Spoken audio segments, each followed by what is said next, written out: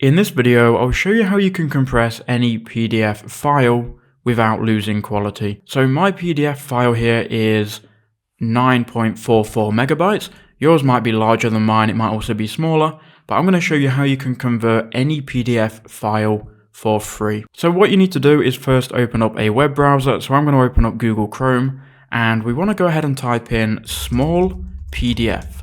So type that into Google and the first result here will be smallpdf.com. Go ahead and click on that. Now, once you're here, you want to then go ahead and click compress, and it's going to be on the menu bar here. And then you can go ahead and upload your file. So click choose files and then find your PDF file, then click open. Then it will upload your PDF file to this website. Now, it's important to know if you've got any sensitive information, it's going to be your choice on if you want to upload it to small PDF. Then you can go ahead and choose either basic or strong. I'm just going to keep it on basic. Then we'll compress this PDF. Now, just to let small PDF do its thing. You can see this might take a few seconds. It really does depend on how big your PDF is.